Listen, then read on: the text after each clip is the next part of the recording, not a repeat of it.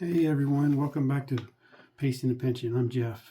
And if it's your first time here, I just wanted to let you know that this channel, I concentrate on three things, three spans if you want to call it. The lifespan, which is the time you have on the clock that God has decided for you. Our health span, which is the quality of our physical and mental engines. And then also, and last but not least, our wealth span and how well we can pace our pension, or for those without a pension, how well they can pace their wealth throughout their lifespan and wealth span. So that's what our channel is about here. And if this is your first time again, thank you for joining us. If it's not your first time here, please like and subscribe and let me know where you're coming from. I'd like to know where everybody lives and where where I can maybe be of more use. Today's video, though, I want to do kind of a split between a 50-50 split between our health span and our wealth span. Step right into the intersection of where that health span and wealth span, kind of where they collide at, and where people may look at and say, how can you do both, and everything. So you see a lot of videos, you hear a lot of financial advisors, and even hear retirement coaches, and even on YouTube, you see a lot of retirement videos where the content creators will tell you that retirement planning happens entirely at a desk, staring at DIY spreadsheets or even retirement software like Bolden.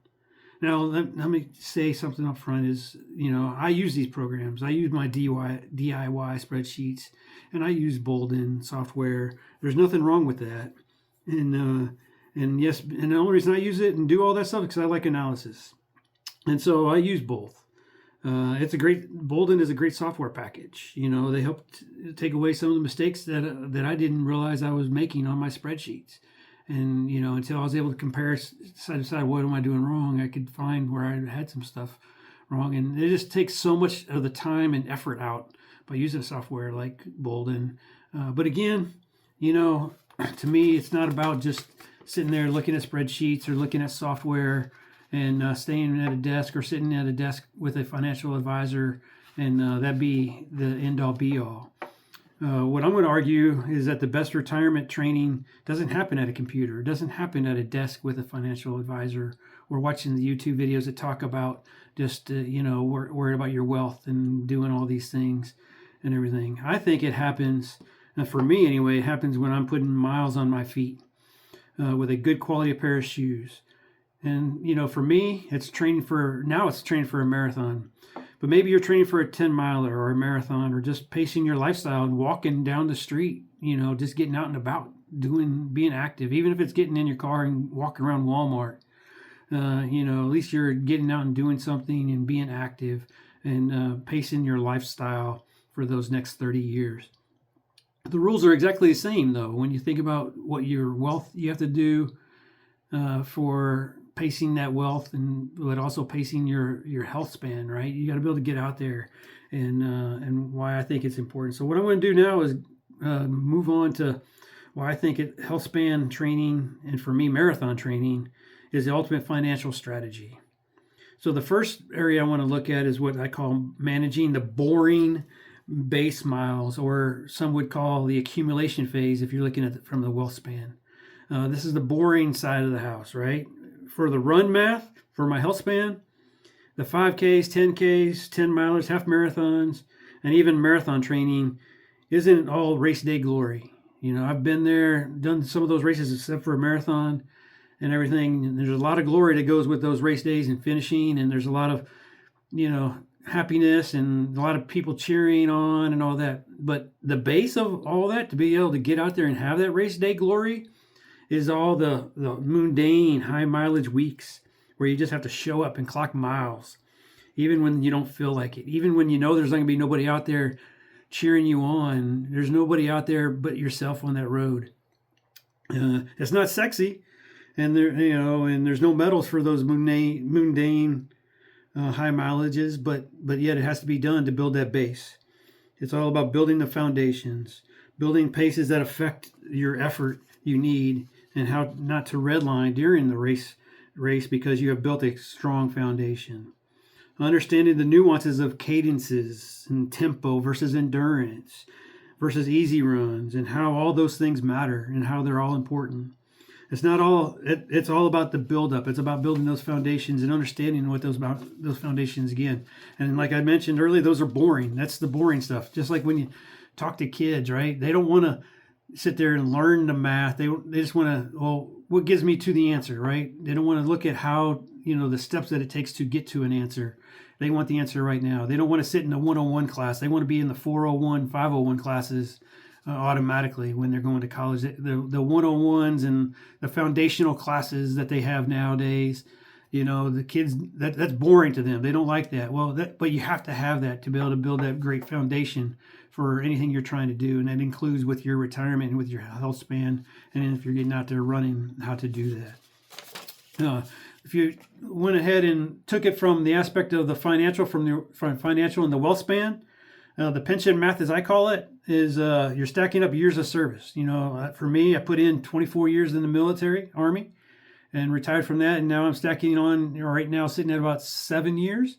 And going to go about 5 more, so that'll be 12 years total as a GS employee, 36 years total that I'll, building the same consistency, not intensity, but the same consistency, and showing up, doing the work, and letting that foundation build over time, right? That's important to be able to build those foundations and build the things that you need to be able to have a good set foundation for your health span or for your wealth span and all that. That helps build that pension. 24 years of serving gave me the opportunity to build that solid base for a pension, and then also looking at for my GS side of the house and the FERS retirement when it comes up is having another secondary pension there, right? It's building the miles. For those that aren't in the military, it's the accumulation of all those years to build up your Social Security, to have a solid foundational base. So when you do get the opportunity to take Social Security, you're not just looking at what having to live off of IRAs and Roths and all that stuff and worried about just the stock market and how it's going to react. You have a solid base.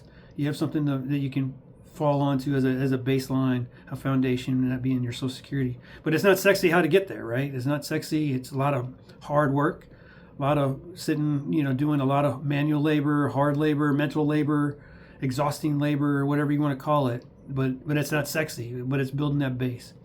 And so that's how I look at those foundational stages, looking at health span, how to manage that, building a foundation base, and how you can manage the wealth span when on there, building that base there.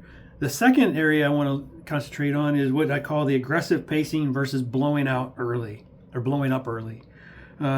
running math, going back to the health span, if you go out too fast in the first half of a long race because you feel great, you hit that wall. And for those that have done marathons and ones I've talked to about marathon, that usually happens around mile 20. For me, I went ahead and during the half marathon, I thought I was going out at a solid, easy pace so I could pace myself for that 13 miles. Well, I found out that I wasn't.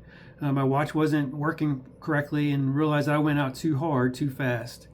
And around mile 8 is when I really crashed, right? I really started to redline, and I still got through it, but where I could have been versus what I ended up finishing with was a whole lot different. I went out, I had an aggressive pace, but I ended up blowing up early, right? I didn't have the aggressiveness, got way aggressive, and it made me blow up too early on that half marathon, right? And so it caused me to lose some time on my final outcome and make it only about 10 minutes different than I was hoping for, but still that 10 minutes could have been avoided if I would have just taken the aggressive approach, but not be too aggressive, right? And so from when you're looking at the health span, it's about looking at what's too aggressive versus what's aggressiveness.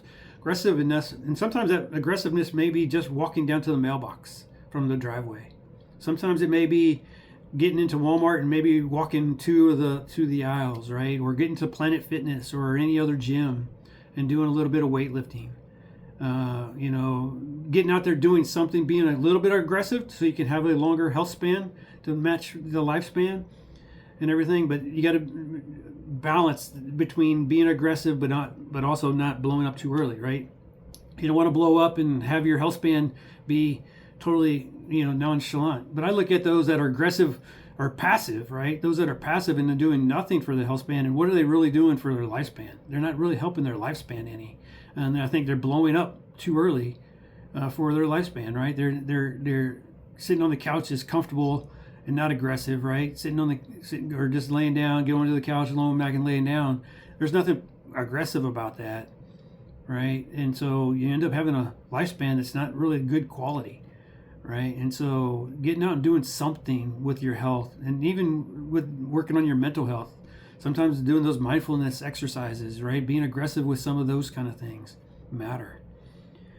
Turning to the wealth span side of it, the pension side, the same rules apply to your wealth span. It's why you don't sit there and play recklessness defense or jump into volatile civilian traps where you're constantly stressing over the market and sequence of return risk.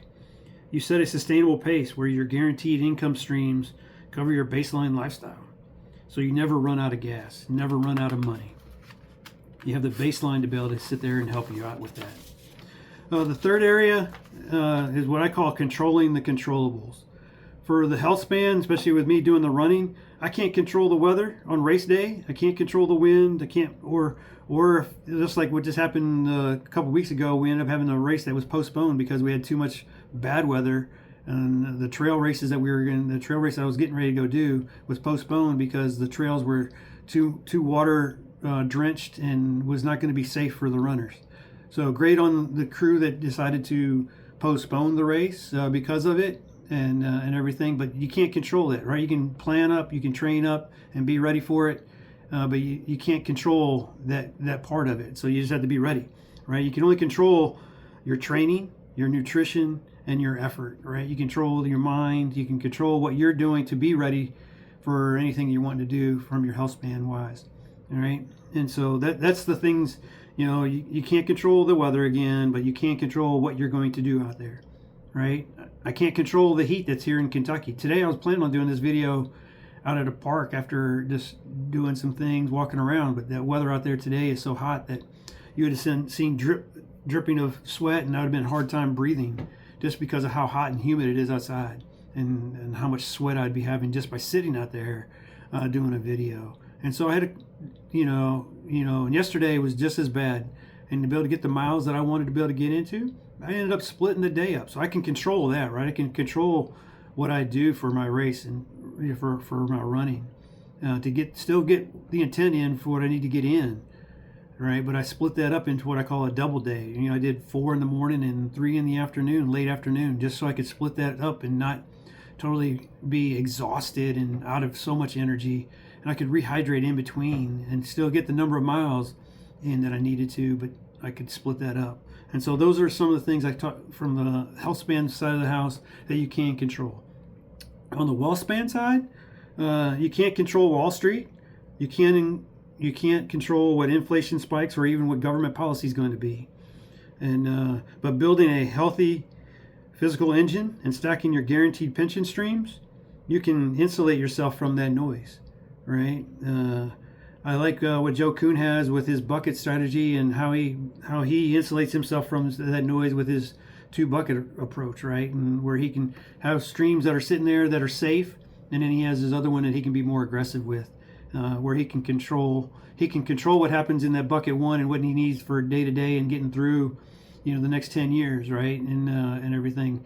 And if something does happen with some of the things that he can't control, he's got a baseline there to be able to do that, and everything is, so it may hurt his bucket 2, but it's not going to hurt his bucket 1 that he needs to be able to live off of. And so I really appreciate that approach that he has, and I'm trying to use the same type of approach for how I'm looking at what I've got to go into in the future.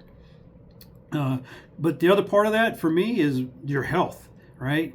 To me, the health is the ultimate shield against the retirement's biggest wild card. And that biggest wild card I believe out there is that medical inflation. I'm thankful enough that I have my military retirement and allows me to use TRICARE and the VA system, and I don't have to worry as much about the medical inflation. But for those that don't, my family members that don't, and that's a constant worry that they have every single day. And I try to talk to them about making sure they're working on their health, so that way they don't have to worry about that inflation for the medical side of the house, right? I've seen reports where 60% of the people, as long as they're 60 or 70% of the people, as long as they're healthy and doing something to be active.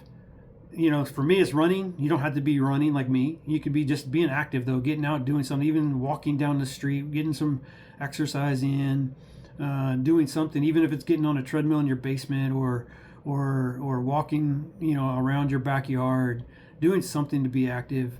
You can help your health, which it also can help your wealth, because you may not need to worry about the inflation may come from the medical appointments and medical treatments that you may need to get if you're not doing anything. People ask me what my primary retirement healthcare plan is. It's not corporate insurance, but it's putting miles on these right here. Right, this is one pair that I have, but for me, it's about putting miles on these shoes right here. Right, preventive maintenance is how we outrun or shield ourselves from the ultimate wild card, which is that inflation I talked about earlier. And for me, it allows me to utilize the Veterans Affairs Clinic and the hospital for routine maintenance, just as we would do with our vehicles, right? We take our vehicles in to get them to the shop for routine maintenance. I use the VA hospital for my routine maintenance. And I use TRICARE and the facilities that are out in the community that take TRICARE for my family members and everything for routine maintenance. But for the other parts of it, the preventive maintenance stuff where I can control is getting out and doing something and being active and trying to get my family members to do the same thing. I know this is getting a little bit long now. Longer than I thought it was going to be. But let me know what you're doing this week to invest in your health span engine. Let me know what your routines are and what races you're pacing for in the future. And please leave them in the comments below. And at the end of the day, let's continue to pace this pension. Thank you.